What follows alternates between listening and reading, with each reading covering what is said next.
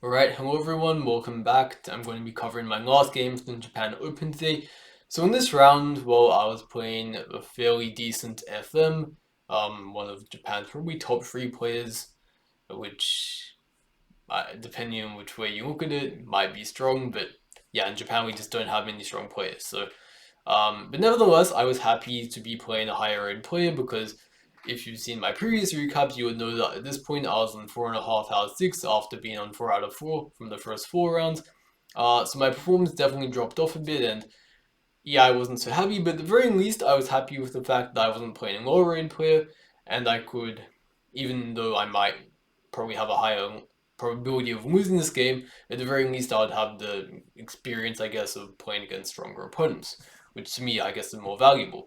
So I played against this guy a couple times, and in the past, I've played like Knight f3, and we've had a couple different themes, like often, well, I played this G3 setup one time. I another time played like this E3 setup, and so I've tried a bunch of different stuff against him. But this time around, I decided I'm going to be principled. I'm going to play one D4, and he goes into his normal setup, and here I play G3, going into a Catalan, and I wasn't exactly sure which line he was going to pick at this point because in the past, I've seen him play this line with bishop e7, and he takes here, and instead of playing the very like kind of classical main line here, which is what everyone is doing these days. Well, not everyone, but a lot of the like top players.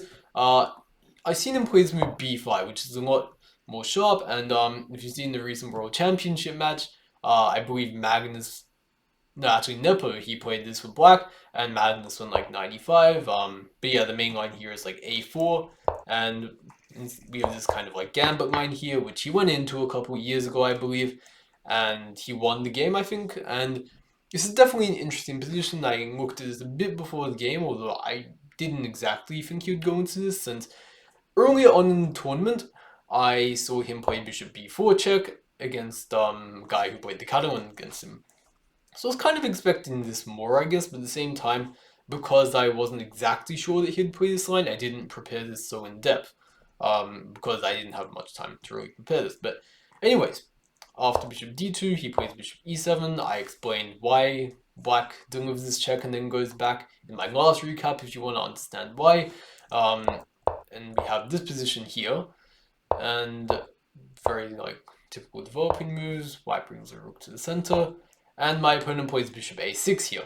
And there is something to note here in that white black can play knight bd7 first, or they can develop their bishop to b7 or a6.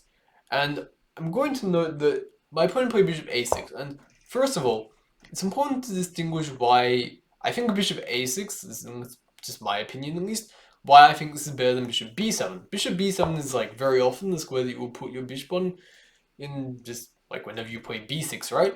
But I believe that after bishop b7, black's position tends to kind of creep into sort of passive positions very easily. And the reason is that, say, after this position, after rook c8, white can play e4, and after takes, you get a position like this where white just has a nice base advantage, and it's not so easy for black to completely free his position with c5. You could go knight f6, and then after something like this, we might get a position such as this.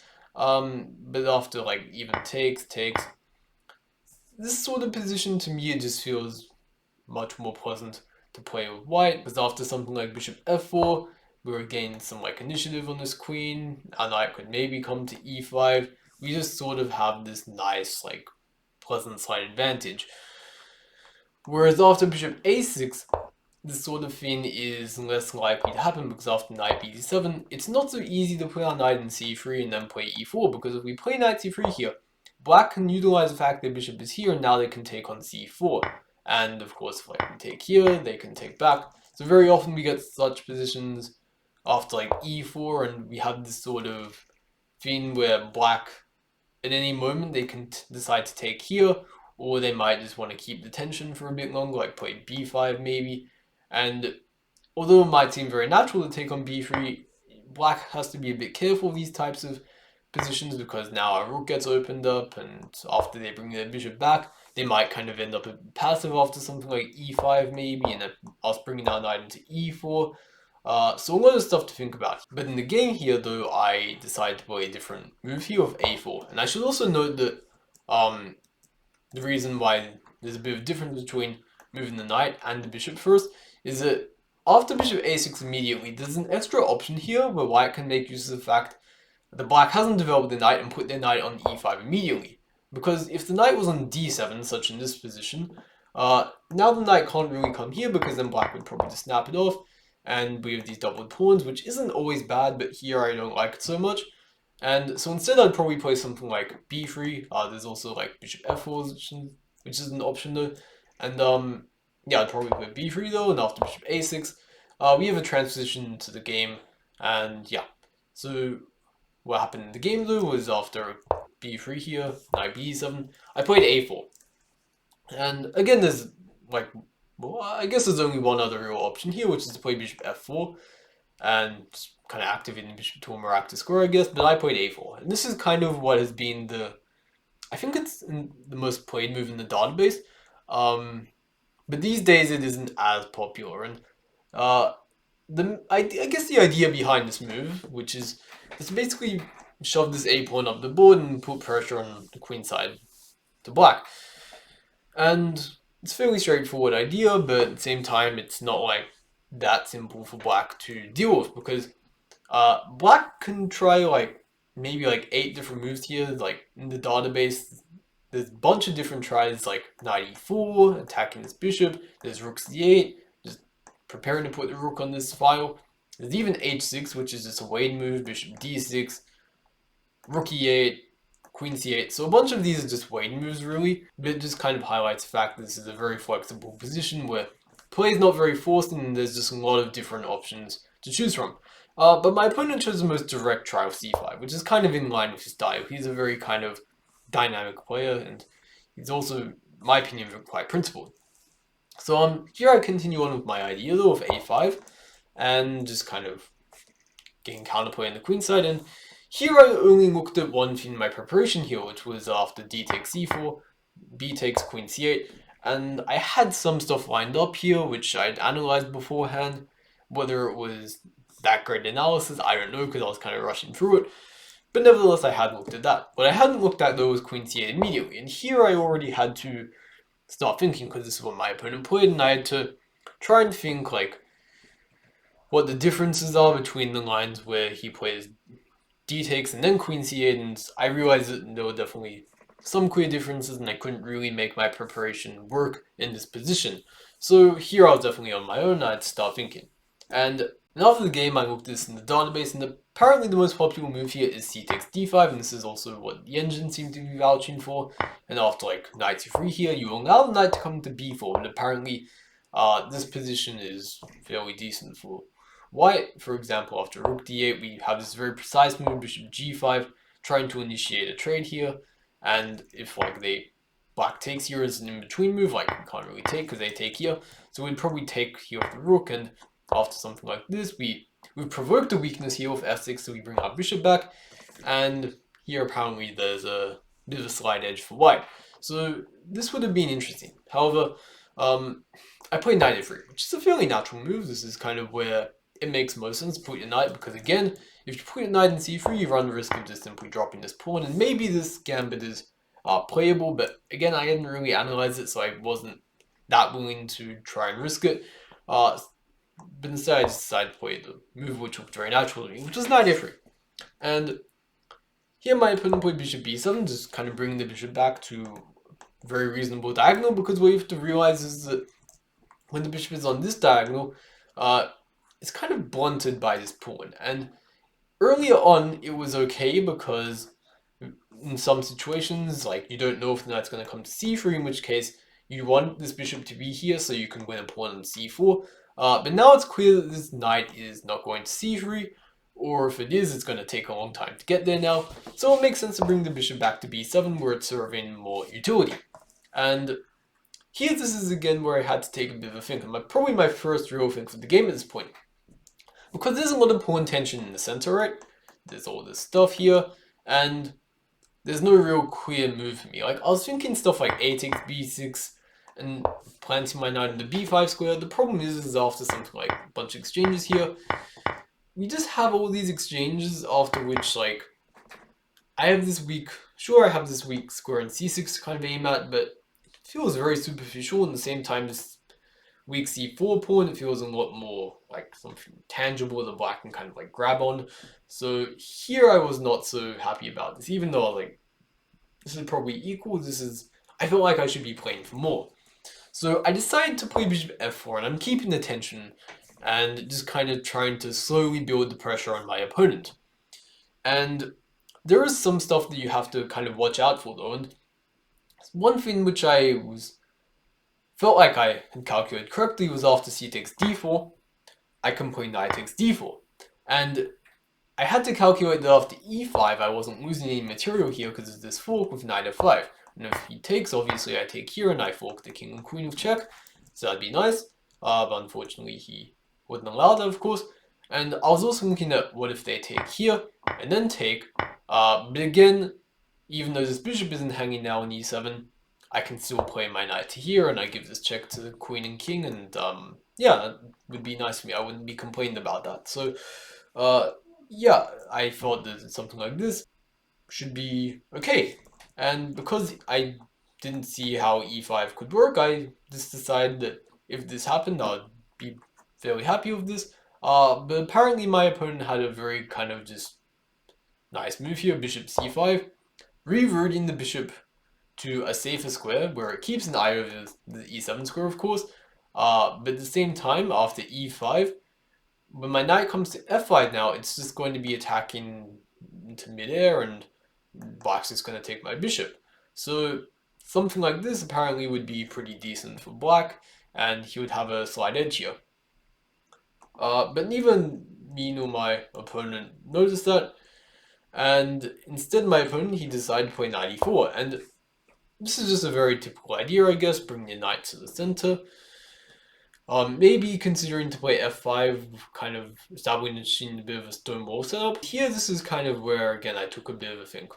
And over these, like from this position, what you have to understand is that both me and my opponent, after a5, my opponent wasn't really in book, and after he played his next move, I wasn't in book either. And this is a very complex position, so we were both spending roughly 10 minutes for each move, 5 or 6 consecutive moves, right? And here in this position, I felt like I could utilize the fact that this knight came from e4 and it's no longer protecting the d5 square, which means that, say in other positions, like here for example, black would probably take back the knight here, although in this position maybe even bishop takes is good. I think this is a bit of a bad example, but back in this position here, when c takes d5 was kind of as I was saying, the most popular move in the database.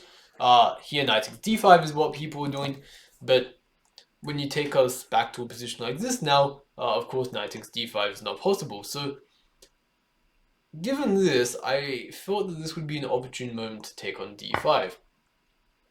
And kind of after e takes d5, which my opponent ended up playing, he actually spent 15 minutes maybe on this move, which might seem a bit strange to some people because it's just a recapture, right? But at the same time, it's not just a recapture, because it's a very critical moment, because after something like e takes d5, I already had some rather concrete options to be looking at, and I ended up playing bishop h3, creating this very kind of dangerous looking pin here on this diagonal.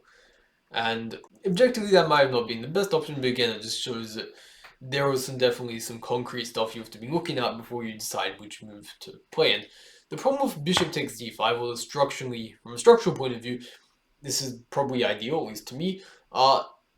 It leaves this knight here very loosely defended, whereas at least when you take back on d5 the pawn, although the d5 pawn you could argue might be a long-term weakness, the knight in e4 is just a lot more better protected, whereas bishop takes d5, knight feels very loose here. And I can't exactly remember what I was planning to do here. I think maybe I was planning on bringing my knight towards the center or something like c4. Maybe I was going to play a rook c1. I can't exactly remember.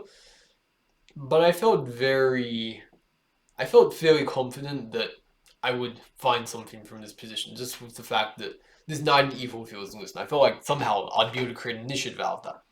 But anyways, he played e takes d5, and here I put bishop h3, and I've played it fairly quickly. I was very confident about this, and my idea was, of course, that now with this pin, it's not easy for him to deal with it, because I'm probably, if he does nothing, I'd probably just play knight e5 next, adding pressure to this knight, and of course he couldn't take because his queen's hanging. And I just didn't see what my opponent could do in this position, and my idea was that if he plays f5, just blocking the bishop off very bluntly, that this would be more weakening to him than it would be strengthening. And it seems like I was way too optimistic here, and I was just blatantly wrong with this. Because not only is my bishop kind of just blunted in this diagonal now and not really doing much, but I have to be a bit careful here of like g5 and g4. And I probably have to make some retreat now maybe, and it's just not exactly as pleasant as I thought it would be. And my opponent actually went down a similar route in the game here. He played g5. And the idea of g5 is, well, just to kick my bishop away. Here I was considering to play bishop e3 maybe, but after f5, I saw f4 coming with tempo attacking my bishop, so I didn't like this, so instead I decided I'm going to put my bishop on c1, and then with f5, I'm going to play, well, I can't exactly play bishop b2 yet, reroute my bishop to that diagonal, because of g4 forking these pieces, so I have to play bishop g2 first, and now after bishop f6 activating his bishop, I can finally activate my bishop, and here I felt reasonably comfortable. However, I should note that this was probably a bit, in general, I was a bit optimistic about these sorts of positions. These pawns, although potentially weakening, I think they help strengthen Black's position more than they really weaken them. And probably instead, because of that, I shouldn't have gone for this bishop h3 thing. I think it was a bit naive on my part to believe this was strong. And instead, at least when I was consulting for the engine on this position, it seemed like it was like knight b5 and putting pressure in Black's camp with like moves like knight c7, attacking this, and maybe the d5 pawn. It seemed to generate some sort of pressure, and this is probably what I should have gone for. But nevertheless, we got this position, and things were still definitely double-edged, but it's just my advantage is nowhere near where it could have been. Already after g4 here, which my opponent didn't play, but I was seriously considering this, because if I play knight e5 now, and this is about the only move that really makes sense, I didn't think knight e1 made sense, it just felt too passive. Knight d2 moves aside with d4 pawn, so probably like takes, and I'm just down a pawn. So I felt knight e5 was about the only thing that made sense. But the slight problem here was after c takes d4, takes knight c6, I just didn't like my position. I should also note that I was looking at like takes, but then like f6 looked annoying, winning stuff here. So I was looking at knight c6 instead, but then even after here, after bishop f6, I was looking at like knight takes d4, and after knight 3, I didn't like my position because I was like, okay, I have to move my rook, and he's going to take here, and then he's going to win the rook by forking my king and rook here. So I didn't like this, and in this position, I pretty much just gave up, but it turns out I was wrong here, and that I had this very strong move knight ab5, which I completely overlooked here. And honestly, I don't know many players who would be able to find this in the game, because, like, your rook's being freaking attacked, right? And it was difficult to visualize from afar that after knight takes d1, this pawn's actually hanging that I can take here, and now I can win this rook. And that here I'm up a pawn, and not only that, but Black's knight is actually stranded and might just simply get trapped soon. So this is what I should have gone for, this knight a b5 move, if we did enter this variation. I wonder though if he actually calculated this or not, because I was spending a fair bit of time on this, and if I recall correctly, I think he didn't spend that much time on bishop f6, so it was definitely a bit of a relief to me, but objectively, g4 actually wasn't all that I thought it was cracked up to be. So anyways, my opponent, he did play bishop f6 and got this position. And here he played rook e8, which makes some sense, simply just covering the e5 square from stopping my knight from kind of just jumping in and trying to do stuff. So it makes sense, but at the same time, it surprised me a bit that he was that worried about 95 because even though it was kind of on my agenda, it's some reason it also wasn't too strongly considering it. I was more considering, I think, like d takes e5 and trading this bishop off and trying to open stuff up, utilizing the fact that he's just made all these pawn moves, and I felt like surely if stuff like opens up somehow, these pawn weaknesses are going to be more easy to exploit.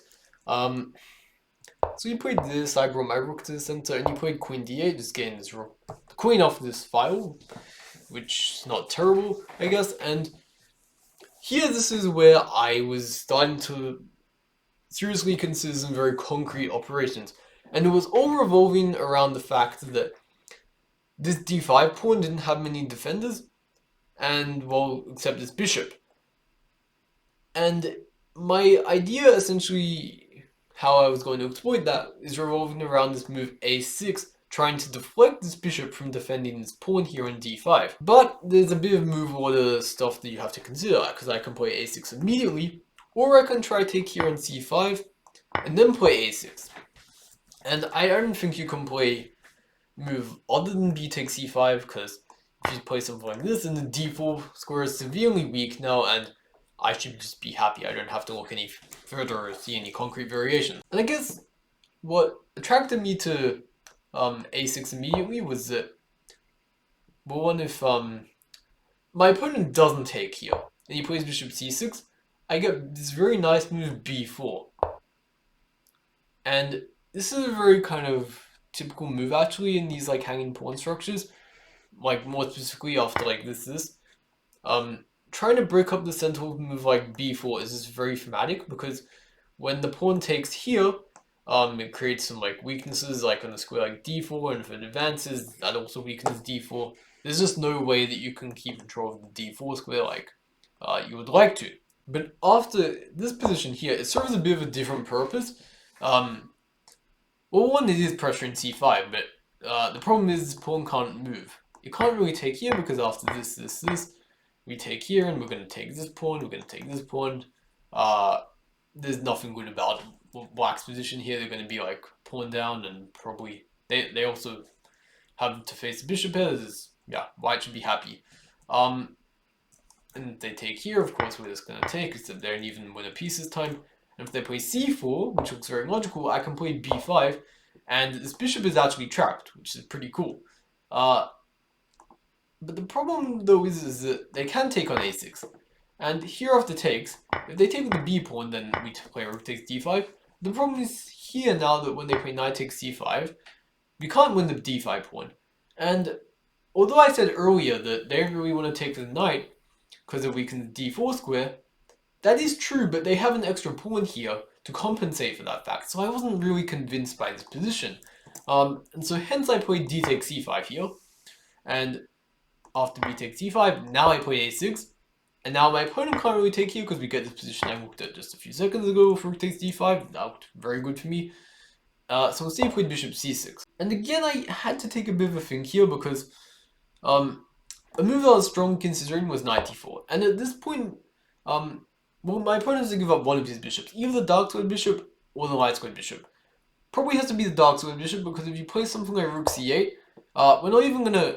Well, we could take here actually and then win the d5 pawn, but I was also thinking like we can win the f5 pawn. There's probably too many ways to win here. So instead, what my opponent probably has to do is play bishop takes d4, and after bishop takes d4, again they can't really take here because well we win that, and after we like win this, it's like d5 square is weak and so many problems with giving up the light squared bishop. So probably play something like rook c8 and after bishop b2. I saw a position like this, but at the same time, I didn't fully appreciate the fact that how much it really hurts Black with having this unopposed dark squared bishop and the long-term problems associated with kind of like king safety. And that was around like +1, but there was an even better option which I missed, was that I can play bishop takes e4 here, and after like takes, I can win this pawn here. And this is just winning. There's no way to utilize the fact this bishop could be pinned to this queen here. We're going to play like b4 soon. And this is just absolutely winning for white. Uh, but I was more upset with the fact that I just did not appreciate uh, this sort of position was good. And instead I tried going off and looking for even better stuff by taking here on f6 and playing b4. And again, I could have played knight d4 and tried to attack this bishop, and I think this is what I should have gone for here. But instead I tried to get very ambitious with b4, and again the idea is of c4, I played b5 winning this, and my other idea was if he takes here, I'm going to take here, but after takes, from afar, I kind of assumed that I'd be able to play rook takes d5. I'd be attacking this knight, I'd be attacking this pawn, I could easily like come back, pick up this pawn. But then as I was looking at this position more, I realized that things were far from simple, and that I can't really like take the time to actually win this knight and pawn here and all that good stuff. Because black's gonna like quickly bring like a rook to like b8 or maybe c8 and get counterplay with this pawn here that's like just a looming threat here to come down and promote. And although I couldn't concretely figure out whether I was like losing there or something, intuitively it just felt so wrong to go into that. So I decided that I'll play rook a1 and just do my best to try and pick up this pawn. And then from here I'll hope that I'll be able to have some positional advantage after I pick up that pawn and try to get some sort of advantage, I don't know. But really going into this position and transforming stuff with b4 was just unnecessary, and I should have done something relating to knight d4 here. There was just no need to, like, because here's the thing though, right? Like, if you calculate the b4 is good, and, like, you know, you've calculated deeply enough to really confirm that, then okay, but the problem with my decision was that I didn't really calculate b4 that deeply, especially in the critical line, assuming he takes. I was just kind of like in like Wonderland or something, just hoping that stuff worked out for me. But then when I finally got to the position, I realized that things weren't all that I thought it was, and that was a real problem here. And after, well, here already things aren't that simple. My opponent played rook a b8, and I was kind of scared of this move because at this point I realized, when I was thinking on his time at least, taking on a3 might not be possible because after rook b1 check, bishop f1 g4, after knight d4, there's this move knight d2. And the problem here is that this bishop is just hanging, right? And there's just no real way to defend it. But miraculously, the engine is pointing out that I can just play something like king g2, and after knight takes f1, I think it was saying I can play something like, I forget whether it was like rook c2 or rook a2, I can't quite remember, but it was essentially saying that I could bring my rook back and just kind of house in this knight here by protecting the second rank, and eventually black would sort of have to give it up, which to me was absolutely mind-blowing. I'm not sure whether it's this position, but yeah, it's in this position. It's not even saying rook c2 or rook a2, it's saying that I can play like rook c7, just go after this pawn and by forking this stuff, and absolutely crazy. I didn't consider this at all as a possibility. And I don't think my opponent did either, but maybe he did because he was actually spending a bit of time on rook a8. I don't know. Basically though, since I felt that my back rank was a problem with this kind of ever-looming threat here, I decided that I'm going to bring my rook back to c1 and defend the back rank like this. I was also considering maybe I can play like knight d4 here, and here my idea behind knight d4 is that one, I'm putting pressure on this knight here, and which means that I can take it at any moment, and if say like black takes it back, whichever way, there's no longer going to be these back rank threats after I take here, because then my king has an escape route to g2. And not only that, but this f5 pawn's under attack and probably has to defend it somehow. During the game, what kind of put me off of this position was 95, and I felt that the knight was attacking my rook for one, and also threatening to come into a square like c4, and it just looked very scary, like his knight's going to come to c4, then c3, then a2, then rook b1, and I kind of just panicked, so I avoided that. But it turns out that things weren't that simple, and that I could probably go rook c7 here, and if he takes, not takes, but he goes there, I can take on a7, and this is actually fine for me and even better, I think. So like this pawn's hanging and stuff, and this pawn isn't that easy to push, I just completely overestimated my opponent's chances. Another thing that even worked was like this, and I was really scared of like knight dc5 and this knight coming in here and whatnot, something like rook b2, a2, knight b3. But a nice line here was actually I can play rook takes a3 and after check this stuff. After knight d4, this knight on c5 is actually doing black more harm than it's doing good, because after knight d2 I can just simply take it. And okay, there's some like more stuff, like here they have rook takes f2 and then they can play knight d4 and win that, but that's aside from the point. It's that even this basic stuff, or basic I guess because it's not that easy to see, they're like in this sort of line, knight on c5 is hanging after they play knight d2. That's not, at least for me, that wasn't easy to see. And hence, after all of that, taking all that into consideration, I played rook c1, which is a bit passive, but at the same time, I felt it was solid, and I was kind of in time trouble at this point. My opponent probably had like 10 minutes or so, and I probably had 5, so I more or less just had to make a move. It doesn't matter whether it's the best move, all that matters is I'm not losing. So, yeah, and already here though, I was a bit panicked about this, because again, the same idea occurred to me that what if, like, say we exchange, I can't really take here because we have the same stuff here with g4, but it seems like here after like knight d4, these sort of positions are okay as well, so, you know, I think that a lot of this stuff, like, I was sort of overreacting a bit because I was in time trouble and I didn't have time to like properly, like, rationally think about the position. But yeah, this pawn on a3, it's really scary, and it's not because I can't eliminate it easily. That I think led me to really being quite scared and making these sort of passive moves. But anyhow, he played rook b2, and here I took on a3 because, for one, initially I thought his idea was to play rook takes e2, and then I was like, I'm going to play knight d4, and if he takes here on f2, that's not possible because I'm going to take on f2. And, well, like, he can take here, but, you know, I'm exchange, I could probably play something like rook c7, forking all this stuff. I can't imagine this is too much good for black.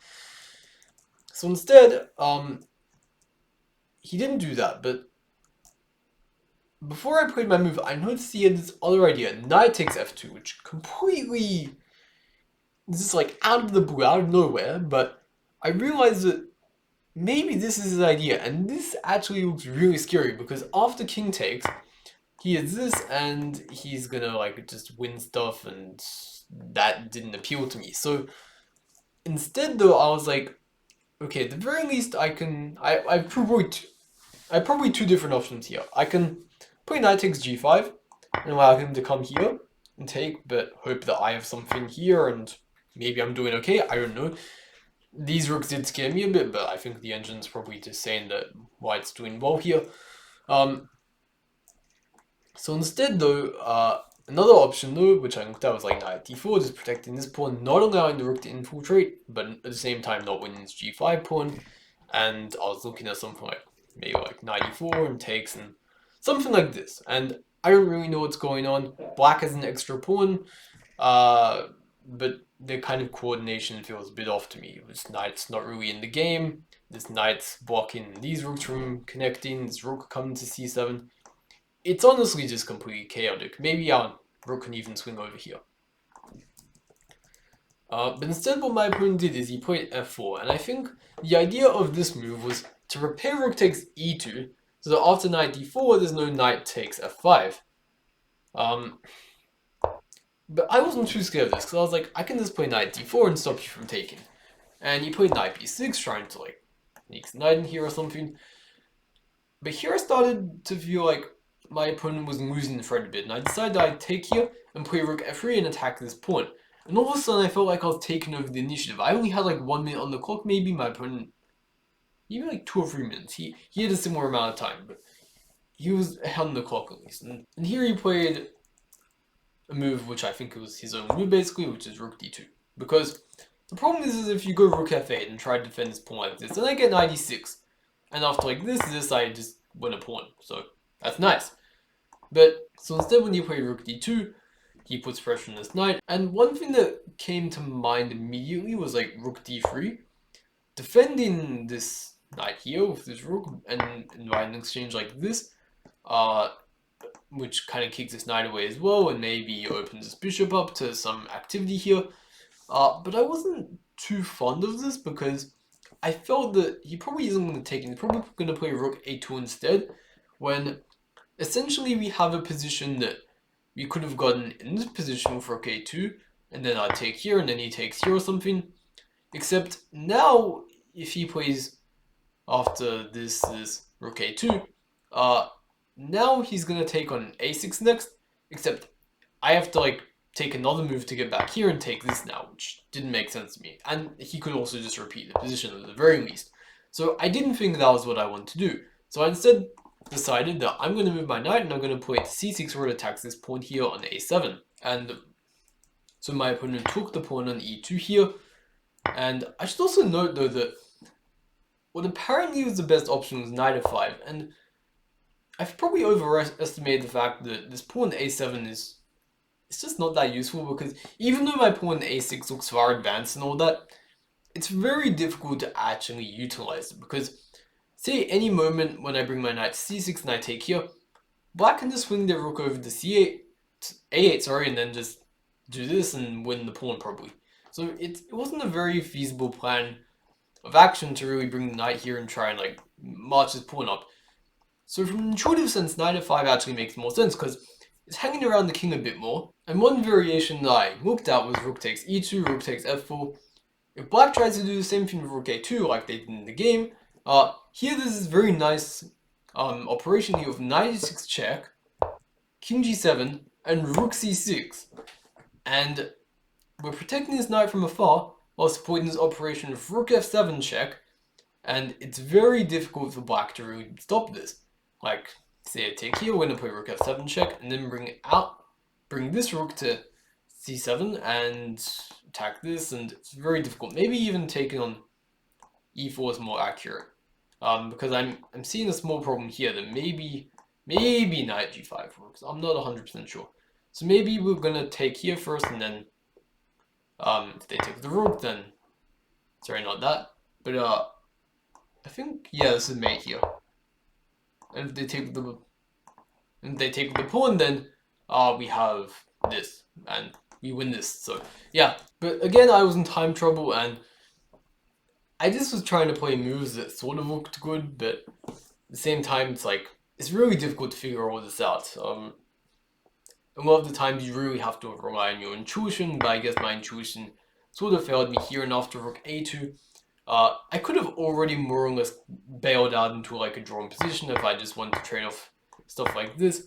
And I recognize this, but at the same time, I was like, I felt like I could play for more, and I wanted to play bishop f1, protecting this pawn here and trying to prepare taking here.